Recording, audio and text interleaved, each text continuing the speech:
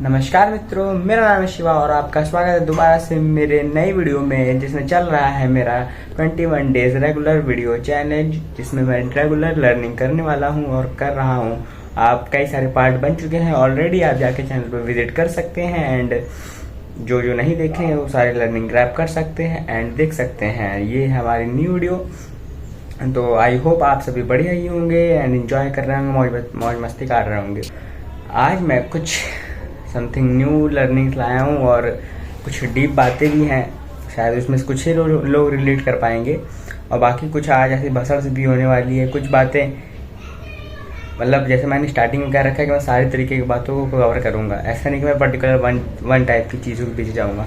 जिसमें इसलिए थोड़ा थोड़ा अलग अलग कैटेगरी की बातें हो सकती हैं, मगर सारी चीज़ें ज़रूरी हैं। मैं समझता हूँ सारी चीज़ें ज़रूरी हैं, तो उसके हिसाब से मैं कुछ चीज़ें न्यू लर्निंग में सीख के आया हूँ, जो अभी मैंने जल्दी सीखी है, अभी मैंने मुझे पता चली है, ऑफकोर्स समझ आई है।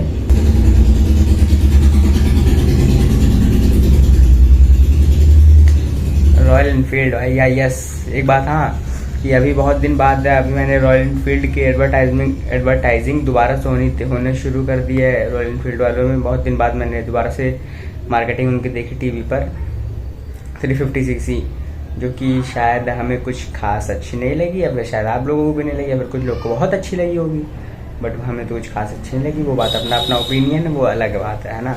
तो जहाँ पे थे वापस आते हैं।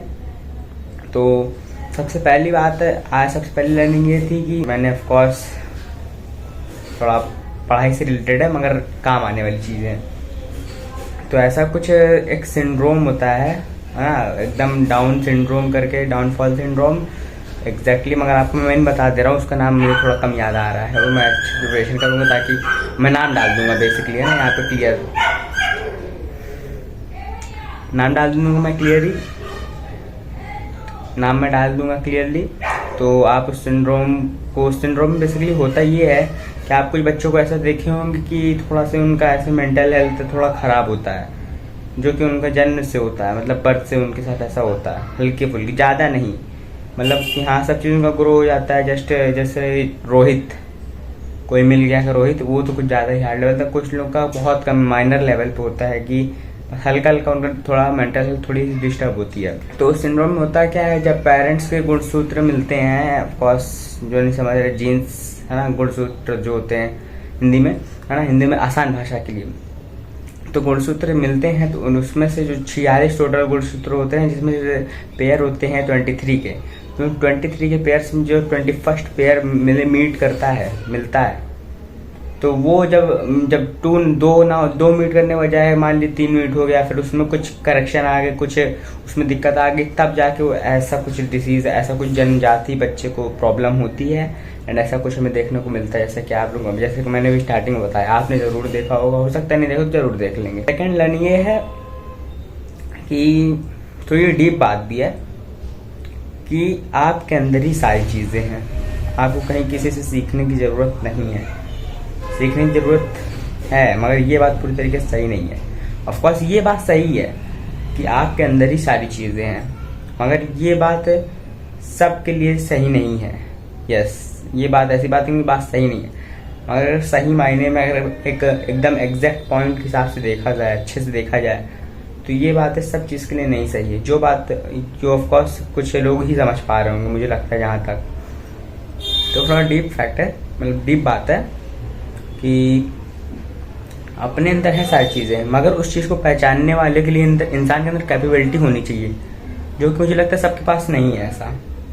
तो ऐसा नहीं है कि हाँ आप में कुछ कुछ लोग कहेंगे कि अपने अंदर मतलब क्या नई चीज़ें अपने आप अंदर से निकलेंगी। यस, निकलती हैं, मगर कुछ टाइम पर, बहुत ज़्यादा प्रेशर देने पर, कुछ एक्सपीरियंसेस से। और वो एक्सपीरियंसेस कहाँ से आएंगे? ऑफकोर्स बाहर से ही आएंगे, आपसे ही आएंगे, मगर बाहर से आएंगे। ऑफकोर्स थोड़ा कन्फ्यूजन फुल हो रहा होगा, बट थोड़ा दिमाग को रिलैक्स करके एंड रिप्ले करके जरूर सुने, तो जरूर आपको समझ आएगा कि अपने अंदर है सारी चीज़ें, मगर के लिए नहीं। कुछ जो समझते हैं, कुछ लोग जैसे कुछ समझते होंगे कि हाँ ये हमारे अंदर से आई है, ऐसा नहीं है। ऐसी ये बात बिल्कुल गलत है कि आप किसी सीखने की ज़रूरत नहीं है जरूर। ऐसा एक आपके जीवन में कोई ना कोई जरूर, जो आप मतलब अगर आप उसको सुनते हैं तो आपको थोड़ा मतलब रिलैक्स फील होता है कि हाँ आपके उसकी बातें समझ आती हैं, ऑफकोर्स अच्छी चीज़ों की तरफ। कुछ इस टाइप के लोग होने चाहिए जो आपको बता सकें यहाँ आपके अंदर क्या क्या चीज़ें हैं, कैसे आप उसको ढूंढ सकते हैं। बहुत सारी चीज़ें हैं आपके अंदर, मगर उस चीज़ को ढूंढने के लिए भी कैपेबिलिटी नहीं होती सबके अंदर, तो ये बात होती है। तो ये थोड़ा डीप फैक्ट था, कुछ लोगों को समझ आया होगा आई थिंक। तो ये था इसका, और इसके बारे में कभी और भी अगर दोबारा से बात उठेगी, दोबारा इस बात की कन्फर्मेशन में अगर दोबारा ये बात उठेगी एक तरीके से, तो इसके बारे में फिर से बात करेंगे, ऑफकोर्स क्यों नहीं करेंगे। थर्ड लर्निंग आज की ये है कि ये थोड़ा शेयर मार्केट से रिलेटेड बता दूं मैं, जो इंटरेस्ट रखते हैं उनके लिए, है ना, या फिर जिनको अभी बहुत ज़्यादा जोश उमड़ा है, जैसे ट्रेडिंग का बहुत ज़्यादा क्रेज चल रहा है, रील्स पे खूब ट्रेडिंग चल रही है, तो ऑफकोर्स बहुत सारे लोग के बीच में क्रेज उमड़ रहा है उसका।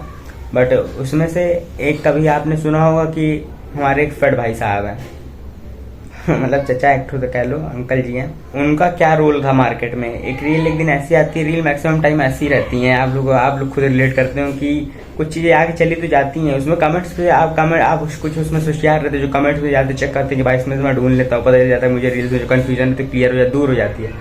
बट अगर कुछ ऐसे रहते हैं कि नहीं, कमेंट्स भी नहीं दूर होते, आपकी थोड़ा टाइम लगता है, समझ आता है बाद में, समझ आता है, मगर उनसे रिलेटेड कन्फ्यूजन थी कि मुझे नहीं समझ आ रहा था, मैंने थोड़ा ढूंढा तब भी मुझे नहीं समझ आ रहा था।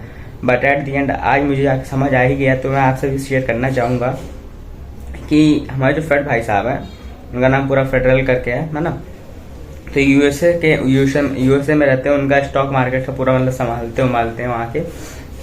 तो मैं बेसिकली उनका रोल क्या है, मतलब मैंने उसमें रील में ऐसा कुछ दिखाया गया था कि बहुत ज़्यादा इनसे इम्पैक्ट पड़ता है, अगर कुछ बोलते हैं तो बहुत ज़्यादा इधर ये हो सकता है, वो हो सकता है।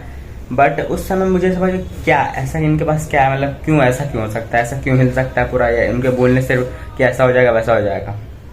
तो फाइनली मुझे पता चला वो बेसिकली टैक्स वहाँ पे कंट्रोल करते हैं यूएसए में। जैसे भी अगर मान लीजिए टैक्स बढ़ा सकते हैं, टैक्स घटा सकते हैं, टैक्स को उसी पे रख सकते हैं, तो अगर देखिए टैक्स बढ़ता है तो स्टॉक मार्केट में फर्क पड़ता है, टैक्स घटता है तो मार्केट में फर्क पड़ता है, नहीं बढ़ता तो मार्केट पर फर्क पड़ता है। ऑफकोर्स अब आप कहेंगे, उसमें से कुछ आप लोग होशियार कहेंगे भाई वो तो अमेरिका का है ना, तो हमारे इंडिया से क्या मतलब, क्यों नहीं मतलब भाई। ऑफकोर्स ठीक है, वहाँ के वो इंडेक्स संभालते हैं, वहाँ के अमेरिका के साथ से शेयर मार्केट संभालते हैं, मगर करेंगे वहाँ पे तो कहीं ना कहीं ग्लोबल इकोनॉमी में फ़र्क पड़ेगा कि नहीं अमेरिका का, क्योंकि एक बहुत बड़ा महा कंट्री है वो, मतलब कॉन्टिनेंट ऑफ कोर्स, महा कंट्री, वाह क्या बोला है, ठीक है ना। तो एक अच्छी इकोनॉमी है अमेरिका, तो फ़र्क क्यों नहीं पड़ेगा ना, इसलिए फ़र्क पड़ेगा क्योंकि आरबीआई भाई साहब कॉपी करती है, सिंपल भाषा में कहो तो कॉपी करती है। अभी उन्होंने जैसे मीटिंग होने वाली है अभी, है ना, तो अभी सितंबर में फेड की मीटिंग होने वाली है, तो अभी अक्टूबर में आरबीआई की मीटिंग हो जाएगी। तो बस आगे अपने यहाँ भी मार्केट में असर पड़ गया। तो टोटल कनेक्शन ये है उस व्यक्ति का। मुझे उस दिन नहीं समझ आया, तो अब जाके मुझे समझ आया, तो मैंने आपसे क्लियर किया। बहुत दिन से पहले से मुझे पता था कि मतलब वो रील मैंने देख रखी थी, बट समझ नहीं आया, तो मतलब समझ आ गया। ठीक।